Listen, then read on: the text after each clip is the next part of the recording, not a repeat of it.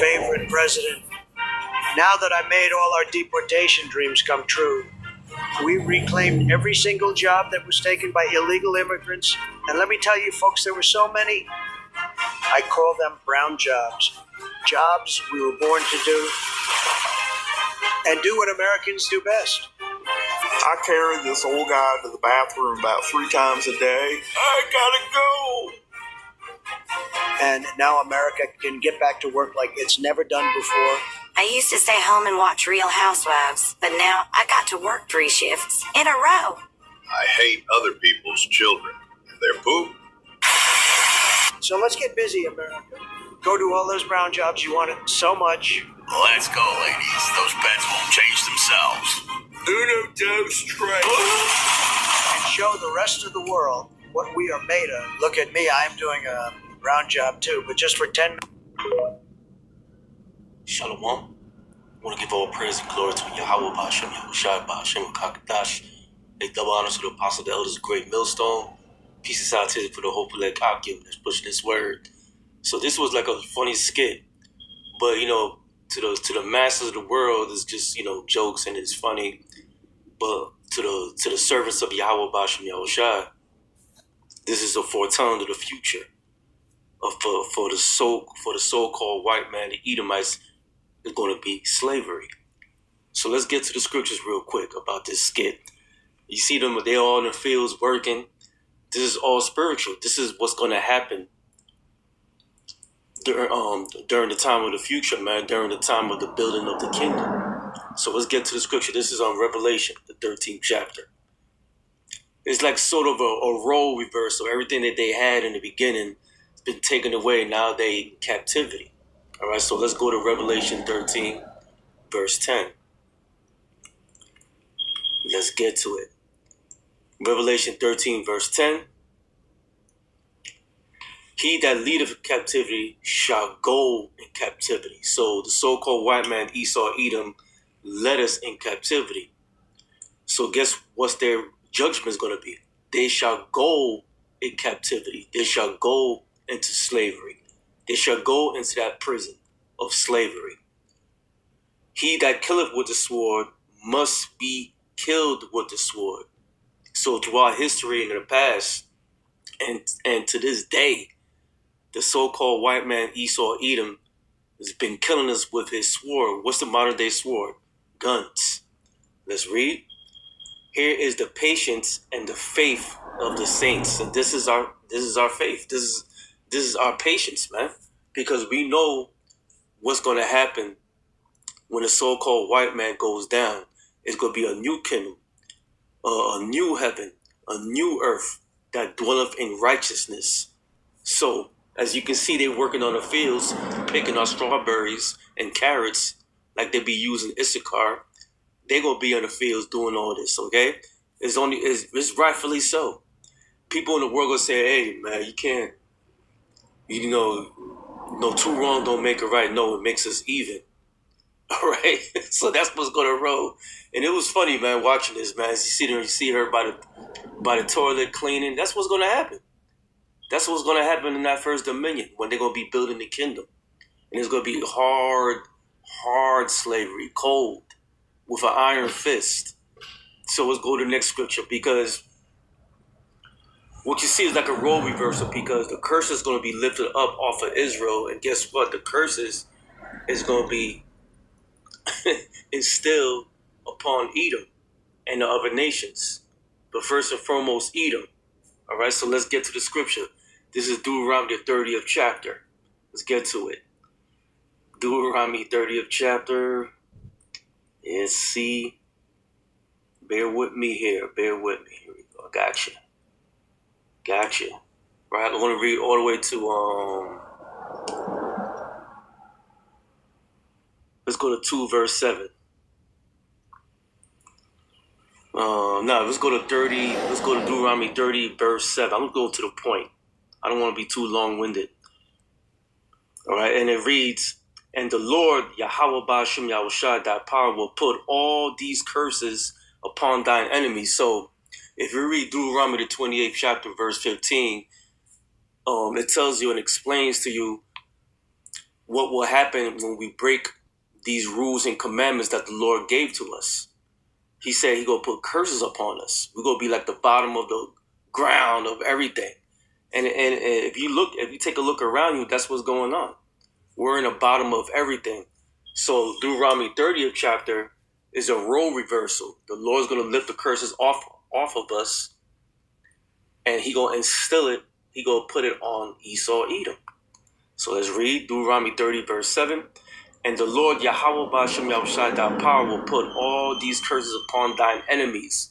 Our enemy is so-called white man, Esau, Edom, and the other nation. But the top of that list is Esau, Edom, the so-called white race. Let's read. And the Lord thy power will put all these curses upon thy enemies and on them that hate thee, which persecuted thee. And who hates us? The so-called white man, Esau, Edom. You ever heard of that old saying, a white man's heaven is a so-called black man's hell? Yeah. When there's going to be a reversal, because the so-called black man, Latino man, Native American man, and Seminole Indian, who are the Israelites according to the Bible, you're gonna have a new heaven and a new earth that dwelleth with righteousness. And guess what's gonna happen with Edom, Esau? It's gonna be hell upon him. You ever read the story with Lazarus and the rich man? That's a parable. But what's to come to Esau, Edom? So let me get to it. I'm gonna go to the points of it. I'm gonna go to Luke 16. Luke 16.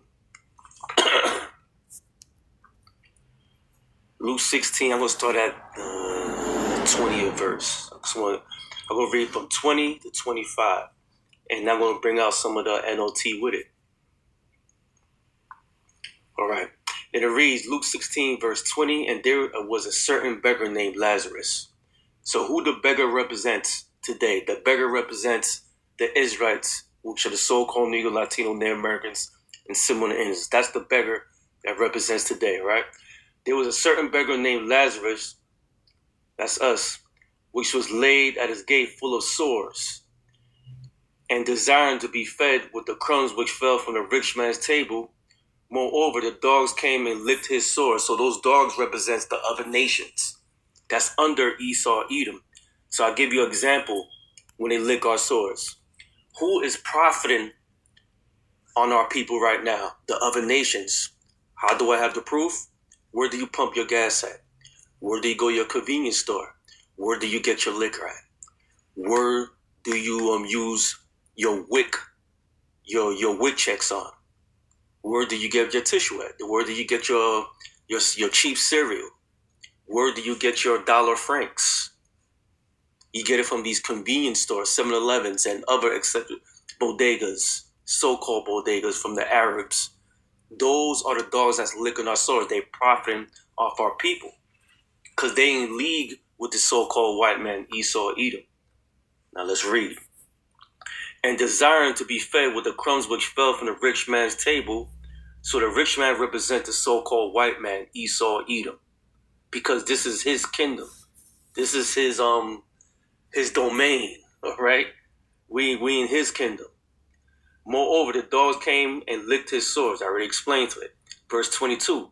And it came to pass that the beggar died and was carried by the angels into Abraham's bosom.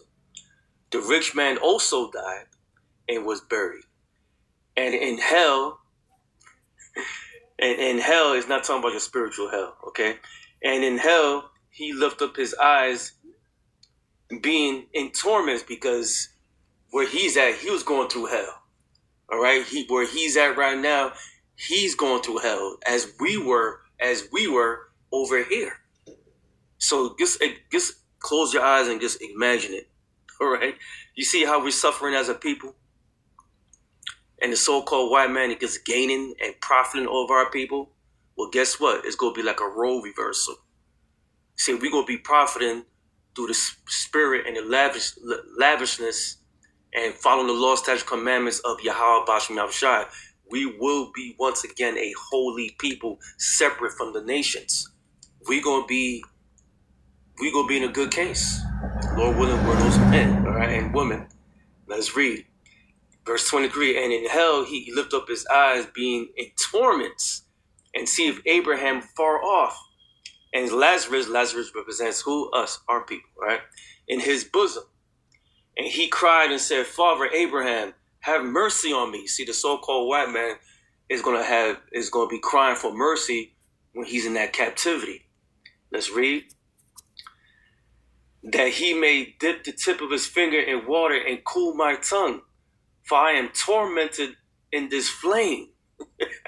So let's read the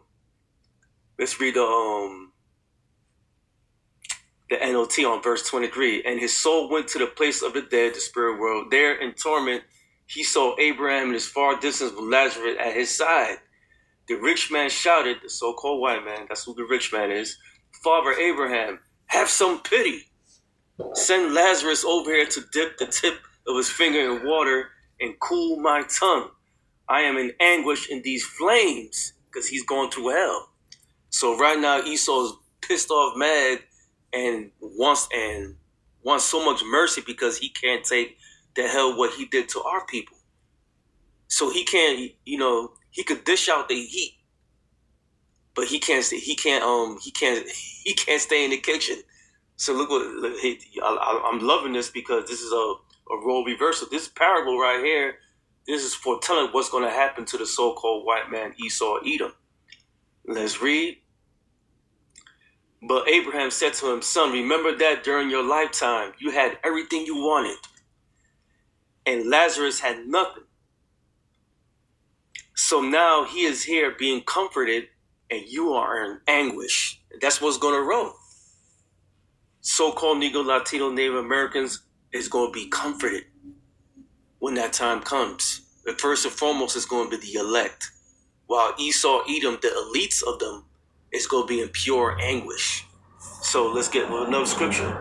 Because the elites of the so-called white man, Esau, Edom, is going to be in prison. They're going to be in heavy captivity, as the pictures I've been showing you earlier.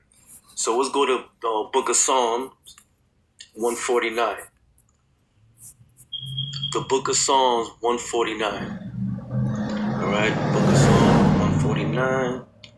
Come on, don't trip on me right now. Not now. Not now. All right, Psalms 149. Here we go.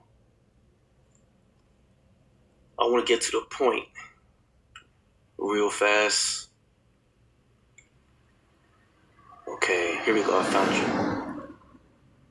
Psalms 149 verse 5. Let the saints be joyful in glory. Why the saints gonna be joyful in glory? Because we're gonna be in our coming kingdom. We're in our coming kingdom right now, according to the scripture. All right, this is the first dominion. Let the saints be joyful in glory. Let them sing aloud upon their beds. What does it mean? Let them sing along upon our beds. Remember that movie Coming to America when the dude was singing and he was waking up, hear great music? Basically, we're going to be praising Yahweh Bashim Yahushai, man.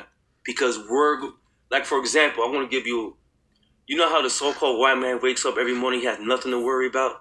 That's what it means.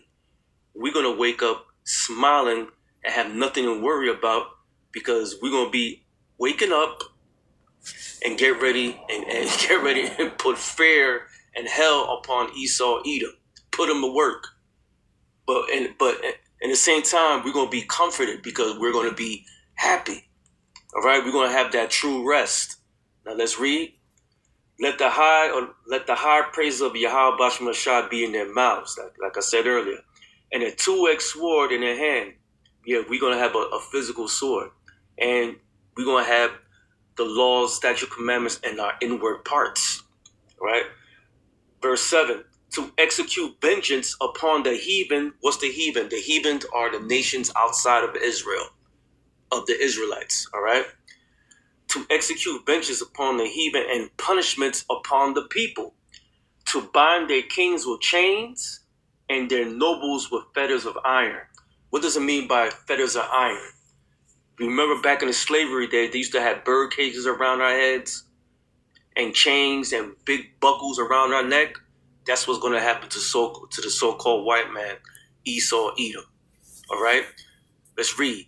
to bind their kings with chains and their nobles with fetters of iron, to execute upon them the judgment written. This honor have all the saints. Praise ye Yahweh Ba'ashem Yahushai. That's what's going to roll. So let's go to another scripture real quick. Remember you seen that picture with a woman over there cleaning the tubs. I had one when he was taking care of the babies. Hey, that's scripture right there too. That's Isaiah the 49th chapter. Let's go to verse 23. And then I'm gonna close it off right there. All right. So this is Isaiah 49, verse 23. And it reads, let's get it. All right. And kings be thy nursing fathers, and their queens by thy nursing mothers. So guess what? The so-called white woman, the Caucasian race today, they gonna be the new mammies on this planet, on the first dominion. All right?